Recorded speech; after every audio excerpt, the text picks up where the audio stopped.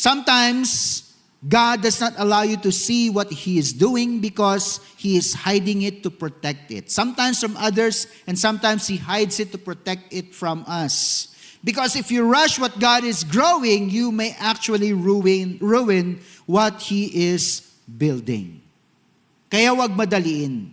Maging patient. Let God do what needs to be done. Let things run its proper course. If you're patient and you wait upon the Lord, the Bible says, those who wait upon the Lord, anong daw gagawin ng Panginoon sa kanila? God will renew their strength.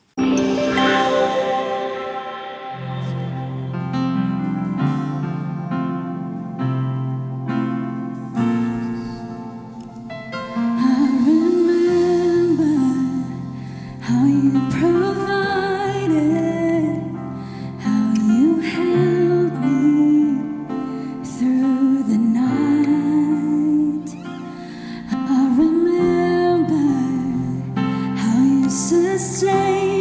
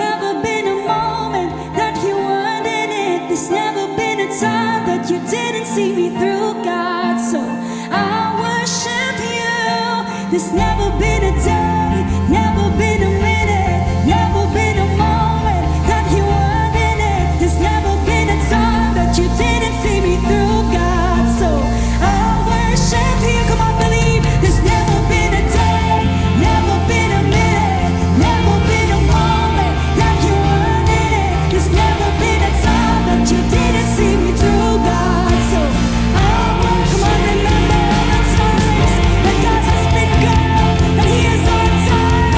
Hallelujah. There's never been a time that you didn't see me through, God. So I worship you. There's never been a day, never been a minute, never been a moment that you weren't in it. There's never been a time that you didn't see me through, God. So I worship you, oh Jesus. I was lost in the water, but I never went under. You were always on time, Jesus. When I went through the fire, you were there beside me. You were. Come on, one more time, let's take the Jesus. I was lost in the water, but I never went up. All because of your power, all because of your grace, God. Oh, Jesus. When I went through the fire, you were right there beside me. You were always on time. There's never been a day, never been a minute, never been a moment that you weren't in it. There's never been a time that you didn't see me through, God. Amen. So we worship you, God. There's never been a day, never been a minute, never been a moment that you weren't in it. There's never been a time that you didn't see me through, God. So I worship you. There's never been a day, never been a minute, never been a moment that you weren't in it. There's never been a time that you didn't see me through, God. Come on, for the last time we sing this to God. There's never been a day, never been a minute, never been a moment that you weren't in it. There's never been a time that you didn't see me through, God. So I worship you, Lord Jesus. I was tossed in the water, never went under. You were always on time, Jesus. When I went through the fire, you were always on time. So, for week number 2, ang pamagat po natin ay the work of waiting. Ayan. Or having the patience to wait upon the Lord.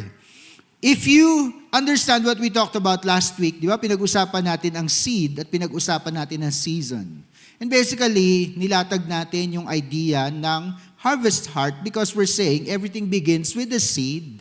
And then, as the seed grows, may ginagawa pa ang Panginoon sa atin, dinedevelop tayo na maayos at tama para maging handa tayo para sa paparating na harvest. But the challenge for today is to understand the season which is in between the seed time and the harvest time. Madalas, dun po tayo nagfe-fail. Maaring nagawa natin ng tama, ibig sabihin narinig natin si Lord, sumunod tayo sa Kanya, tinanim natin yung tamang seed in obedience and faithfulness or trust in the Lord. Pero dahil hindi natin alam o hindi tayo sigurado kung gaano katagal, gaano kahaba ang panahon ng paghihintay, doon madalas nangyayari yung failure. Not because, we did something wrong. Most probably, it was something that we did not do. Or it was something that did not happen kasi yung proper steps or yung necessary continuous acts of obedience ay hindi po natin nagawa. The people of Israel actually waited 400 years. Diba? There was a period of silence for more than 400 years. before a prophet came out of the wilderness speaking the message that now the kingdom of God is near. Now, however, the challenge here is what happens during the time of waiting, during the silent seasons, during the in-betweens. Ano po ba nangyayari dito? This is the proposition. Hinahanda ka ng Panginoon. The roots, the foundations, everything that is needed to receive and to handle the big harvest that is about to come. Yun po ang nangyayari sa buhay mo ngayon. Kahit hindi mo napapansin, kahit hindi mo nakikita. So let's break down our lesson. Number one, patience is part of the process. It's always about the process. It's about the journey. Kasi kung walang process, parang miracle palagi ang pangyayari o kaganapan sa buhay natin. But that's not the way things work, di ba? Kaya nga, when we study biology, when we study our science subjects, and all of these things, anong nadidiscover natin? May mga systems in place pagdating sa nature, pagdating sa katawan natin, na nangyayari siya on a regular basis. It's part of design. And God would not go against His design. Ibig sabihin, hindi niya sisirain yung paraan ng pagkakalikha niya sa mundong ito simply because meron tayong expectation o kaya meron tayong gustong mangyari sa sarili natin. Yes, may mga pagkakataon na may mga miraculous o kaya mga spectacular na mga kaganapan, pero sabi ko nga sa inyo, hindi yun ang nagde-determine kung anong klase ng pananampalataya o pagtitiwala ang bibigay natin sa Panginoon. A farmer, when he plants his seed, understands kung ano ang mangyayari kapag binigyan niya ng panahon at inalagaan ang buto na kanyang tinanim. Kailangan niya magkaroon ng patience. Ganon din pagdating sa spiritual growth. Kung kailangan mo maging loving, kailangan mo ng tamang pag-develop ng iyong sarili para maging loving ka. Sa buhay, kung gusto mo maging matalino, kailangan mag-aral ka, di ba? Kung gusto mo maging skillful, you have to go through training. We want the immediate or sudden miracles, but God sometimes prefers a slower pace because it leads to maturity. Abraham waited how many years? 25. Somebody say 25. Wow, you are at 75 and God comes to you and tells you, you'll become a great nation. Yung mga anak mo, dadami sila, tignan mo mga bituin, tignan mo ang buhangin sa dalampasigan. Ganyan kadami. Now, I don't know, pero para po sa akin, you just take a handful of sand. You will not be able to count, kung gaano kadami yung grains of sand na nasa kamay mo. Pero sabi ng Panginoon, ganyan kadami, ang magiging descendants mo. What is the problem? Abraham is old, Sarah is also old, and is past the age of childbearing. Tapos sabi ng Panginoon, he'll become a great nation. I'm pretty sure at the age of 75, he would be excited to say, baka next year meron na akong anak. And the year after that, magkakaroon pa ng isa pang anak. That would have been a great miracle, di po ba? Sarah at an old age, bearing children every year. Parang hindi nyo naintindihan kung gaano ka imposible yung bagay na yun. Di ba? Maybe that was the first thing that came into their minds. Pero wala nangyari. 25 years actually had to pass before the one and only son came, and his name was Isaac. And even that, did not yet prove to them, mangyayari ba talaga ang pangako ng Lord? They did not know. Pero napakaganda, di ba? It was credited to Abraham, yung kanyang pananampalataya at pagtitiwala sa Panginoon. Joseph waited 13 years before he was actually placed in the palace. Being sold by his brothers, a slave, landing in the house of Potiphar, doing right by Potiphar, becoming successful, accused, by his master's wife, landing in jail, tapos tumulong sa kapwa niya mga prisoner by interpreting their dreams. You would think na, okay, eto na yung daan niya para makalaya kagad siya sa prison. It did not happen, he had to wait 2 more years until finally the opportunity came. 13 years. That's a long time to wait. How about David? David waited over a decade before becoming king. Kasama doon yung paghabol at pagtuligsa sa kanya ni Saul dahil sa galit at inggit. And finally, Jesus. Jesus was born into this world. Yes, at a very young age, he got lost in a caravan kasi naiwan nga siya sa temple. But at that young age, he was not yet ministering. It was actually 30 years of waiting and preparation. Pero ilang taon lang siya nag-minister? 3 years. The Bible is filled with lessons of people who had to be developed for maturity and perfection according to God's design and standard so that they could truly serve Him. Kaya tandaan po natin, if God is developing patience in you, matuwa ka. Because patience isn't weakness, it is actually strength under control. At ang patience po ay hindi yung tahimik. Hindi yung pagiging tahimik lang. Look at the person next to you. Mukhang patient ba? Hindi yung hindi nagsasalita, hindi umiimik, hindi nagre-react, hindi po yun ang ibig sabihin ng patience. Because you can be quiet, but your mind is actually in turmoil. Your mind may be filled with a lot of emotions. O kaya marami kang complaints. O kaya marami kang pagdadahilan. That's not patience. You look like you're a patient person, but in the eyes of God, that's not really patience. Ang totoong patient person has a positive attitude, has faith going on inside of him and her. O kaya yung encouragement ay lagi nandun para sabihin, huwag kang bibigay, huwag kang titigil, magpatuloy ka. Dahil baka isang hakbang na lang nandun ka na sa finish line. Yun ang totoong tao na may patience. Now with that being said, I think it's time to evaluate ourselves. Am I really and truly a patient person? Sometimes, God does not allow you to see what He is doing because He is hiding it to protect it. Sometimes from others, and sometimes He hides it to protect it from us. Because if you rush what God is growing, you may actually ruin what He is building. Kaya wag madaliin. Maging patient. Let God do what needs to be done. Let things run its proper course. If you're patient and you wait upon the Lord, the Bible says, those who wait upon the Lord, anong daw gagawin ng Panginoon sa kanila? God will renew their strength. Number 2, nabanggit na rin natin, waiting builds maturity. The right kind of waiting. Hindi yung waiting na tahimik lang, pero yung isip magulo, yung isip kung ano na ang pinaplano, hindi po ganun ang pagiging patient. But true patience, according to Romans 5:3-4, sabi, suffering produces perseverance, character. Ibig sabihin, tamang character. And character produces hope. You see the progression? May nade-develop pala ito sa atin. Every waiting season is a workshop. Ang dinadaanan natin ngayon sa Lord ay isang workshop kung saan minumold niya ang ating character. He wants us to become mature.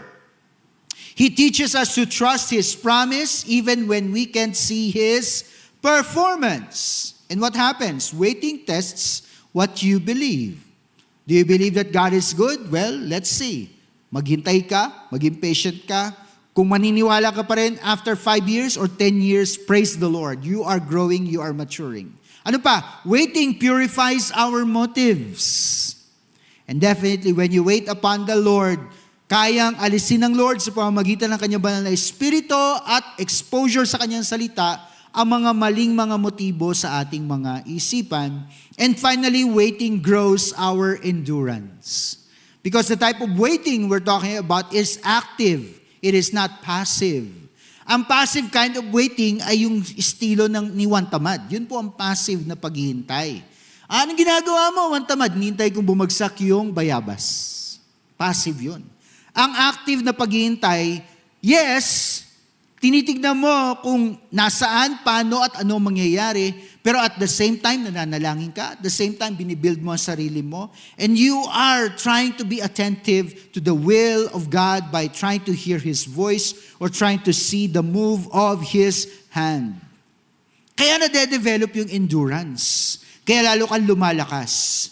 God is not just preparing the blessing, He is also preparing you for the blessing.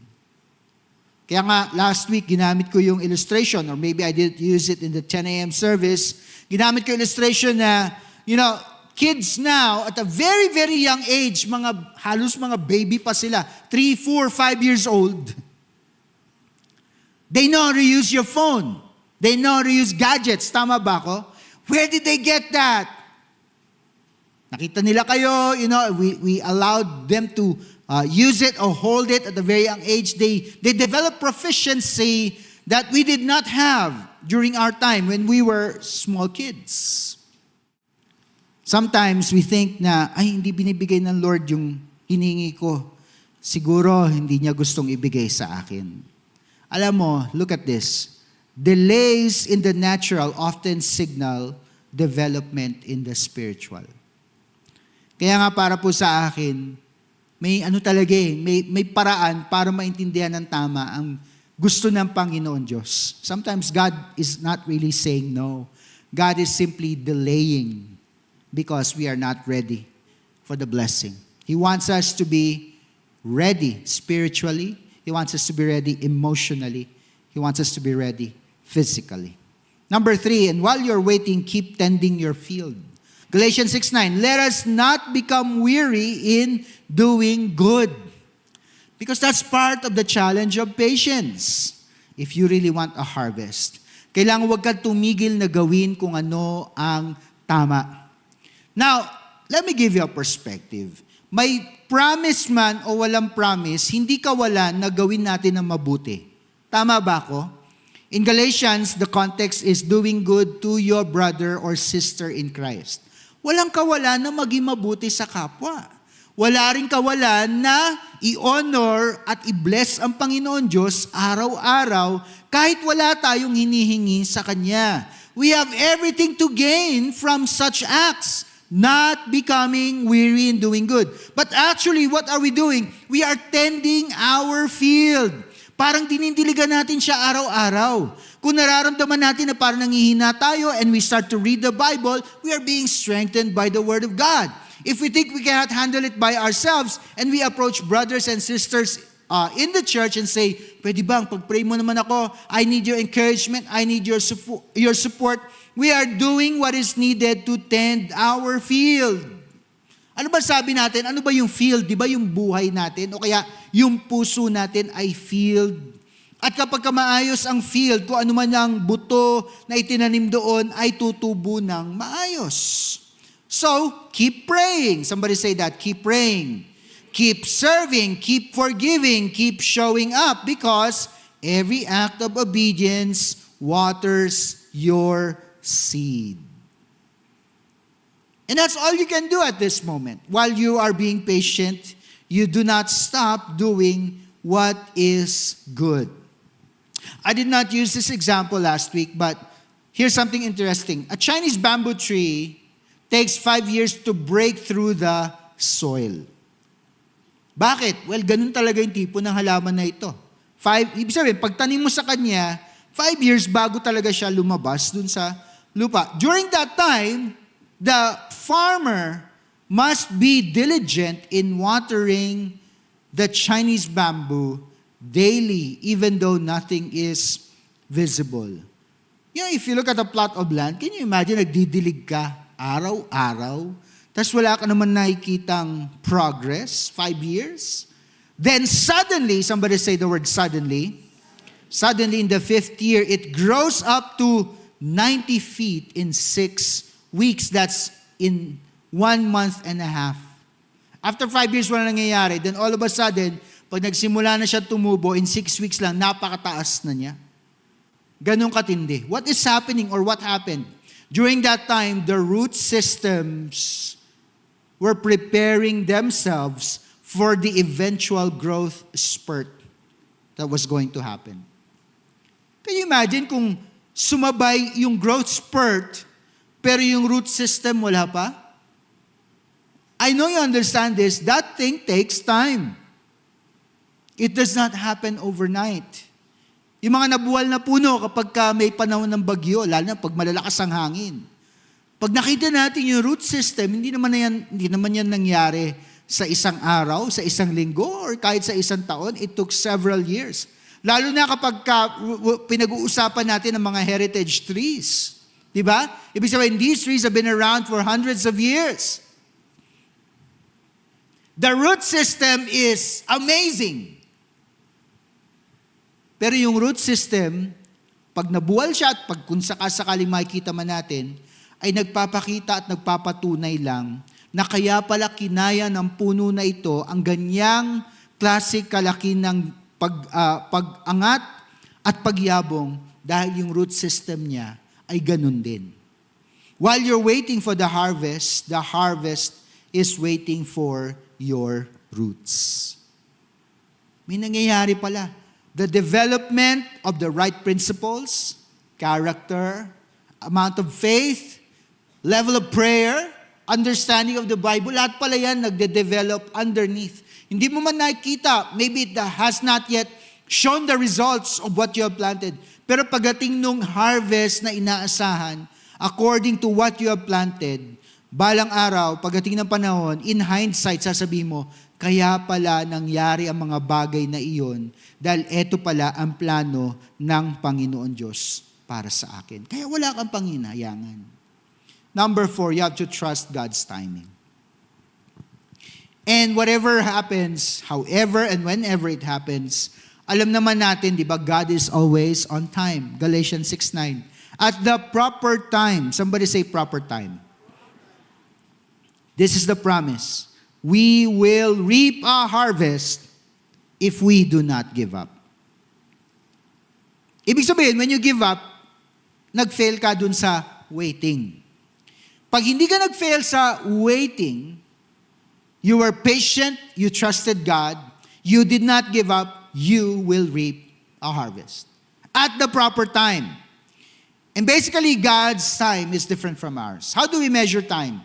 In milliseconds, in seconds, minutes, hours, days, weeks, months, years, decades. Di ba ganun tayo? Centuries. Ganyan natin minimeasure ang time. Si Lord hindi ganun. We measure time in minutes, but God measures it in maturity. We say when. Ang sagot ng Lord, when you're ready. Hagi nakadepende sa atin.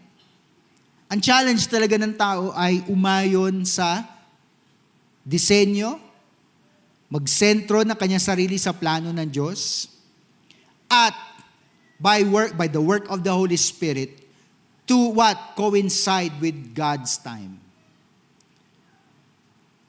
There is natural time, which is chronos. When you look at your watch, chronos. But there's also kairos time, which is God's time. Perfect time. Yun ang kailangan natin. God's timing is always perfect. Not too early to overwhelm you. Pag hindi ka handa, you'll be overwhelmed. Not too early to overwhelm you, not too late to disappoint you, always right on time to prepare you. For me, the greatest example of time or perfect time is baking. Baking is the most It's the most time-sensitive of all of the, types of cooking or food preparation out there. In fact, hindi lang dun sa time pati yung actual ingredients. Meron tayong mga panadero dito, if I can call you that. Sumobra sa milligrams, sumobra sa tubig, all of that, it fails. You don't get what you expect. Can you imagine if God gave us the strictest, of parameters? I guess none of us will survive. Buti na lang yung mga parameters, si Lord na nagsiset para sa sarili natin. I mean, your body, kahit na hindi mo yung alagaan ng tama, it functions, right? That's the work of God. Your body is a miracle telling you every single day, ganito ka-precise ang Panginoon Diyos pagdating sa kanyang design o pagdating sa kanyang pagkakalikha sa mga bagay-bagay sa mundong ito. If that is the case, then we better trust the timing of God. The harvest is not just about what you get, it's about who you become while you are waiting. Kaya lagi ko sinasabi, ang totoong miracle is not the end result, it is the journey itself. Yun yung miracle. Because it's everything when it comes to God. It's not just the portions or the parts of it. The miracle is everything. You are but what? Such a tiny cell when you began. Na hindi nga makikita ng naked eye. Sabi mo sa katabi mo, ganun ka lang kaliit na, no? Ganito ka lang kaliit. Sabi mo sa kanya. That's how small you were. But look at you now. Just compare the difference.